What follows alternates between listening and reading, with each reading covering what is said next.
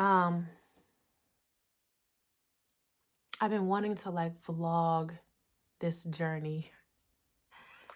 Now that I'm doing it, I seem to be at a loss for words, which is surprising. I think when I say things out loud, it makes me feel like I'm trying to be a victim. I don't know. It's weird. Maybe it's my personality. I don't really like complaining, but I'm not complaining. I'm just vlogging. We'll put it like that.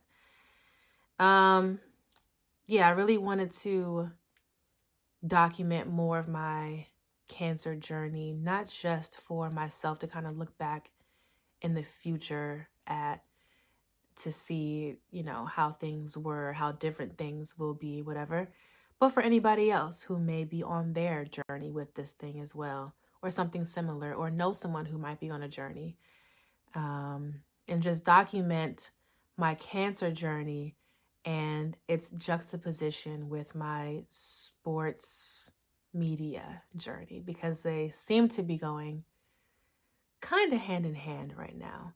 I don't have a lot of time in general. I am still working my non-sports 9 to 5. I'm a single mom. I am trying to make this football thing work. Now this cancer thing just seems like a huge inconvenience. I just really don't have time for this. I don't have time for all of the appointments and the tests and the calls and the things. And then to have to take off time. I mean, my surgery is scheduled for February 11th. I will be in New Orleans for the draft for about a week. I come back from New Orleans on February 10th. The next day is my surgery. After surgery, I have to recover and do treatment, radiation. After that, it's pretty much right up on the NFL draft. So between the Super Bowl and the draft, I'm going to try to just knock all this cancer shit out of the way so I don't have to deal with it anymore, because that's what it feels like, just like a huge inconvenience. But instead of that, I'm going to flip the narrative to me having to prioritize time to my health, and this not being an option. Like, it's not something that I can just put off. I mean, I could, but there would be some real dire consequences to that. So I'm reprioritizing my time to now include taking care of my body, taking care of my mind, and doing all the things that I just feel like I don't have time to do. So just going to be more intentional about documenting this journey and seeing where it all takes me. So enjoy the ride. Just finished recording for It Is What It Is. There's a part of the show where we're talking about the Vikings, and the Vikings played the Bears. And in this particular game, it's the most recent Vikings game since Randy Moss came out, I think, and was open about him battling with cancer. And Justin Jefferson's first touchdown celebration was kind of like paying homage to Randy Moss. I didn't talk about it on the show, but in the back of my mind, I'm like, me too. But anyway, this week, my son and I go to Atlanta. My son's father plays for the Falcons, so we're going to spend Christmas in Atlanta. We have the Giants-Falcons game this weekend. After that, we all fly back to the DC area. The Falcons play the Commanders. And then I'm going to try to make it back to Atlanta for that Panthers game. Aiming for these 3 weekends in a row to be able to make his games. My schedule is so busy. Matthew's schedule is so busy. Our son's schedule is so busy that it's kind of hard to enjoy these moments of his dad being in the league. But I want to prioritize it before the season is over. So we're going to go down there and just have some fun, spend some time with family, and enjoy some games. I'm headed to a doctor's appointment. I realized I haven't talked about how I found out that I have cancer, what type of cancer that I have. So just a little backstory while I head to my appointment. I found out that I have cancer because I felt something in my breast. So I rubbed it and I felt something in there. And it was obviously hard and different from the rest of my breast. So I was like, that's weird. And I kind of just didn't really think about it after that. But then I kept feeling it. I'm like, what is that? So I put it off and put it off and put it off. 3 weeks after I noticed it, I told my friend, we went out one night. And I'm like, yeah, I feel this really weird, like, lump in my breast. I tell my friend, and she's like, friend, you can't keep putting it off. Like, you actually need to go get it checked out. And I'm like, you're right. Better safe to be than sorry. Like, let me just go get it looked at, whatever. But of course, not really thinking much about it. So I make an appointment, and she does the test, and she feels it, and she recommends that I go get a mammogram, which I'd never had before because they don't start mammograms until 40 years old. And at this point, I just turned 33. So I go get the ultrasound. They ultrasound one section of the breast, and the tech is looking at it, and she goes and she shows the doctor the results. The doctor comes in, and in hindsight, I realized that something was wrong because of how intently she was looking at it, and she would like look at me, and they were just looking at it at all different angles, and it was just like she was like, nah. Anyway, the doctor and the tech are looking at it intensely, and there's something called a BIRADS score. The score that they give you to kind of guesstimate how likely this mass is to be cancerous. This is my exit right here. Are you going to let me over? And my BIRADS score was a 4. It's pretty high. It's pretty high. I'm like, 4 seems high, but I looked up how, like, the percentages of how likely it is for a BIRAD score to come back cancerous, and it was low. Like, it was really, really low. So I'm still really not worried. Like, when I say the time between me getting the ultrasound and me actually getting my, test confirmed, I was not worried. I was just like, it's probably going to be something benign, just a mass in there, not a big deal. I'm not worried at all. The one thing that kind of had me second guessing was my images. I was looking at my ultrasound images, and I Googled like breast cancer ultrasound images, and they looked the same. And the thing that really got me, because I was looking up like what are some characteristics of malignant masses on an ultrasound, and all of the characteristics matched mine. So like some shadowing, the way that it was the image was shadow underneath, the rotation of it not being perfectly like horizontal, and just certain things like some of the specks in the middle. So I was like, okay, this literally, oh snap, this is it. This looks like my image, and this is malignant. Like all of them look like mine. All of the breast cancer images look like mine. So I was like, but still wasn't like super worried. I'm here, but I'm early, so we can still talk. Still have some time. So anyway, I'm driving to work. She's in the passenger seat. I'm driving, and I get a call from the doctor. So she's like, yeah, unfortunately, it is cancer. And when she said that, I was just shocked. Because mind you, I didn't really, really think it would be anything. I was just like, okay. And she's like, yeah. And she tells me something. But at that time, I was just in shock. Like, you know how in the movies, a bomb explodes and all you hear is that ringing, and all the other sounds are muffled and it's slow? It kind of felt like that. Like, it felt like everything was muffled and slow, and I don't know, I just was in complete shock. So I was like, okay, well, what do I do next? She's like, reach out to your doctor and tell them about your diagnosis, and then they will tell you the next steps. I was like, okay, thank you, like, and just hung up. So I hang up the phone. Mind you, my mom is sitting next to me, but she doesn't know who just called me. Like, it wasn't on speaker. It was like on my phone. So I take a second to kind of think about it. My heart is racing. I feel shaky. Like, I was in shock. I was in shock. After I took a second to just kind of think about it, like maybe a minute, it took about a minute to really think about it. We get to a red light, and we're stopped at the red light. And I turned to my mom and I said, I have cancer. And when I say we literally just stared at each other, like we just stared at each other in the face for I don't know how long. Time was moving weird. And then the light turned green, and I just kept driving. And she's quiet and I'm quiet, and I think we're both in shock. It was just crazy. So then she starts crying. She starts crying and she tells me that we're going to get through this together and we're going to figure it out and I'm going to be okay. Her reaction was initially the shock and then I think maybe sadness. I mentioned before about how my reaction to it and the way that I've been dealing with it is less emotional and more like practical and logistical. Like, okay, my thought was, what's the next step? Let me figure out what this thing is. Like, that was my immediate thought. Let me figure out what it is because I've heard, of course, of breast cancer, but I don't really know what it is. I know there are different types. So I called the doctor back and I was like, can you repeat what diagnosis I have? And she said, invasive ductal carcinoma, grade 2, purely mucinous.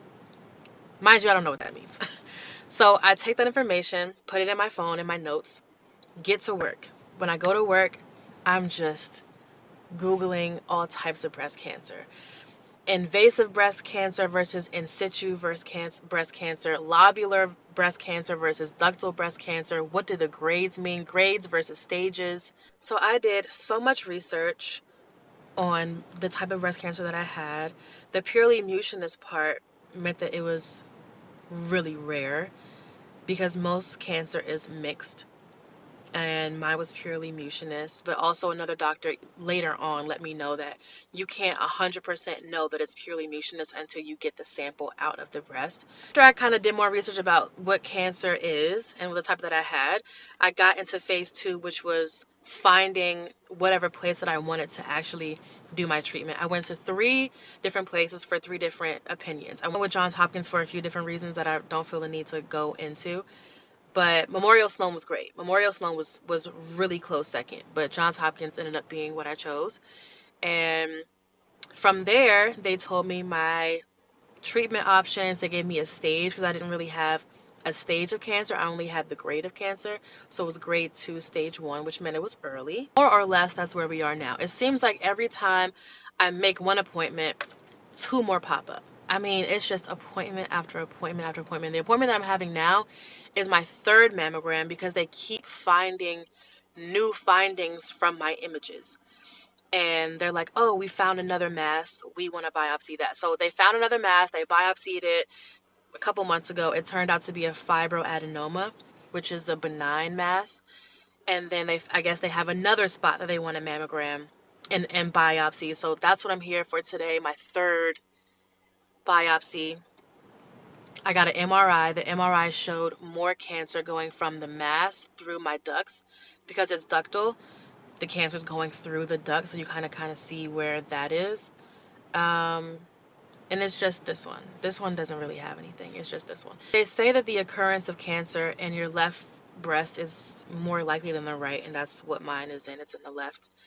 The plan right now is a lumpectomy. So they will go in, just take the lump out, and thankfully I have enough, I have big breasts. So I have enough breast tissue to where that's fine because some women have, smaller breasts, and if you take a lump out of it, that's dang on near the whole thing. But I'm gonna have a lot of titty meat left, so they're just gonna take the lump out, and then after that, I'm for sure gonna need radiation. So the radiation is gonna be about a month, every day for about a month. I won't know if I need chemo until after my oncological test, which won't happen until after surgery. So yeah, once I get that surgery, they'll let me know if I need chemo and radiation. And hopefully we can just stick to the lumpectomy because I don't want a mastectomy, which would mean they take the whole entire breast. And if I were to have to do that, I would have them take both and give me 2 new ones instead of just having one of the same, and then, because I want them to be even. So that's the plan right now. That's kind of how I found out and like the origin story behind how everything happened. And thank you so much to my friend who really pushed me and was like, did you make the appointment yet? Did you make the appointment yet? Because I didn't think it was anything. I felt that there was a lump there and they tell you to go get it checked out. But like I said, there's nobody in my family who had it. And it just seems like one of those things that happens but doesn't really happen to you. Anyway, it's about time for me to go in. So let's go to this appointment. It is Tuesday evening. I was on Fox DC today. That was really cool. Those you can find with Ken Rogers Live, Arabia Tillery of All 32. Great to meet you. Yes. Thank you so much for having me. Excited to be here to talk postseason football for the Commanders. Absolutely. But things are just flying, like the grind does not stop, one thing after another, and I am enjoying it, and it is exhausting at the same time. No complaints. The hard work feels nice, but I am exhausted. I have yet another appointment coming up. They want to do an MRI guided biopsy because they found more things on the MRI imaging, so they want to biopsy. I think this will be my 4th biopsy. We do what we gotta do, right? My son is sick. I lost my voice from hooping and hollering over the weekend for the Commanders-Lions game. Commanders-Eagles coming up. Fingers crossed we get a ticket to New Orleans. So today I had work, my 9 to 5. That has nothing to do with football. And then after I left my 9 to 5, I went straight to Fox Studios to record live Commanders coverage. I told that nigga I need the world, the sun, and the moon. What's the procedure when a bad bitch walk in the room? Now we are joined once again by Fred Smoot. He's in studio, Arabia Tillery of All 32 and Easy Street of WHUR. Good to work with you again, my friend. And then straight from there came home. My son is sick, so, saw him. You gotta eat something, sweetie. I got you some chicken noodle soup. You have to eat something. Whatever. My mom came over to help me. And then I record It Is What It Is tonight. It's really a wrap for that organization until Jerry Jones is, I don't care who they get in there. It's quiet for y'all until Jerry kicks the bucket. I don't understand. Since you opened the door, Your Honor, I can come in the door. I can walk in the door. And then 3 hours later, get up to take my son to school. And then tomorrow I have to film for All 32 at 10 a.m. And then after that, go back to Fox Studio. In the NFL, how many games are played in the regular season? We did 17. Yes. We all know the Washington Commanders. What is the name of DC's UFL team? And then Friday morning, I have NBC. We brought out Arabia Tillery to talk to us a little bit. One of the football analysts that you have been seeing on social media and all over with All 32. Okay. And then Saturday, my son has training. And then Sunday is the game. I might do some pregame coverage for Fox. What's up, guys? I'm sick as a dog. Sick as a damn dog. And he did it. I'm gonna be at my house watching the game in my bed. So, yeah. I keep, in some regard, waiting for the other shoe to drop. Like, waiting for that moment that I feel sad, or waiting for that moment that I feel mad, or waiting for that moment that I just feel something other than what's the next step.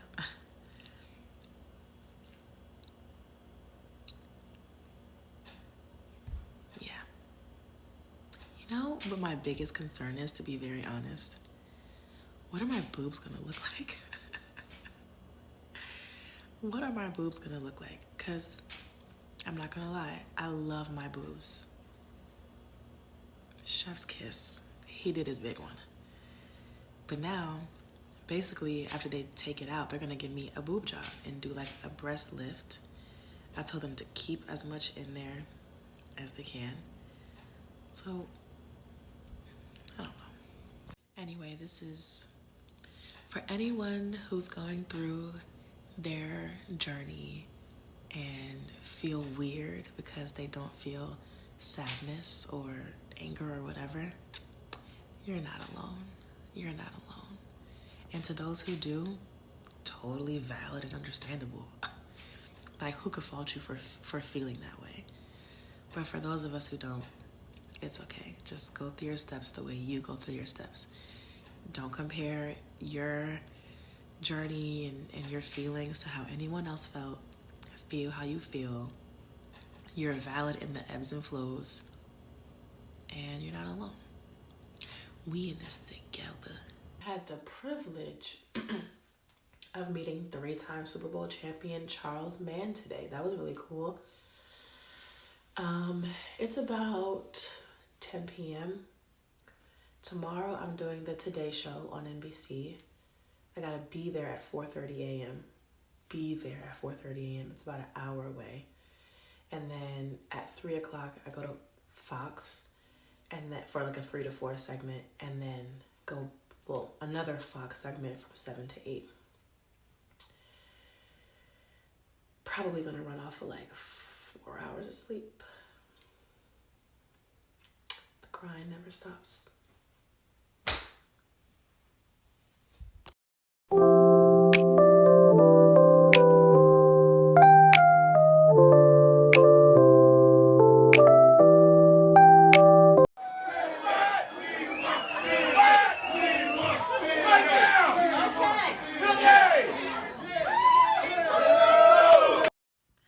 Hey guys, I know it's been a while since we last spoke, but I'm back from New Orleans. My surgery is in 6 days. It's Tuesday, February something, maybe the 17th, 18th, I don't know. But my surgery is on Monday, and I'm at one of my final appointments. I got a YouTube comment from somebody recently that was like, it's been 11 days since you posted, and someone else being like, you gotta keep at it and keep consistent. It's not that I'm not like purposefully keeping at it and keep it consistent, more so that this is very much on purpose, but of course nobody knows yet. So just hoping that people can be a little bit more patient until, I put these videos out. But just know this break is very much on purpose. And I'm thinking about, like I said, just announcing, not that people care, but announcing everything sometime next week. So yeah. A part of me also wants to put out non-football related content, especially in the off season, but I don't know how interested people are in that. If I should keep it all football, if I should talk about Marvel too, or just like real life stuff that happens to me or whatever. So I don't know. Let me know how you feel about that in the comments. Do you want to keep it strictly football, all 32 football, or do you want to kind of like dibble and dabble in other stuff during the off season and maybe during the season too? Let me know.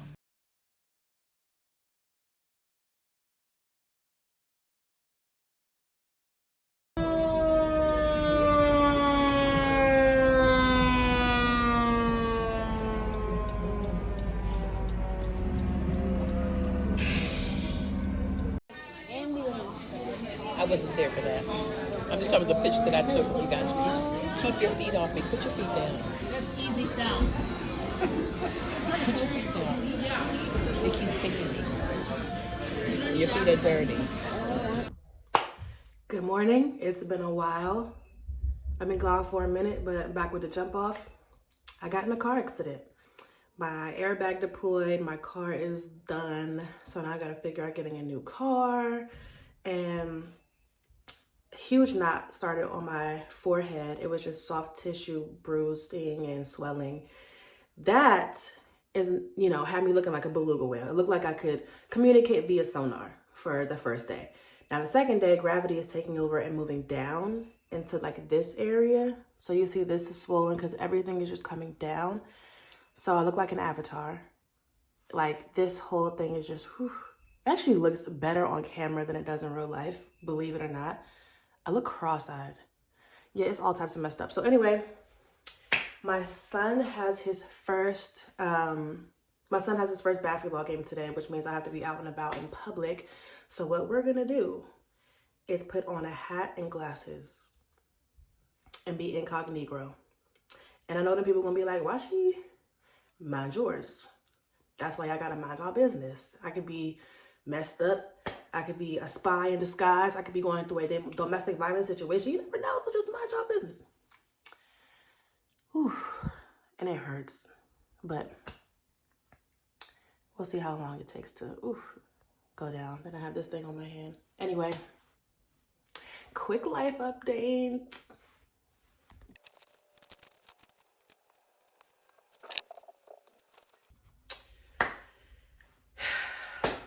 this is gonna have to do. Let's roll. So it's the morning of surgery. This is shea butter. Don't worry about that. Gonna head out of my house in 5 minutes.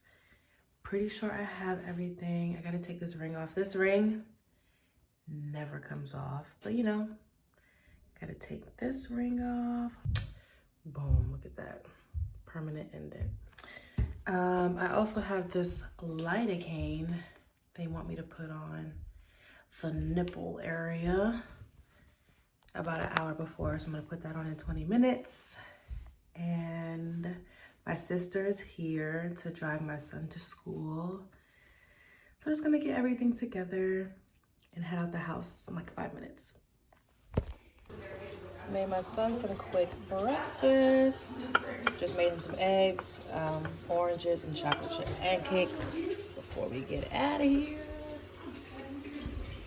Get this little dude.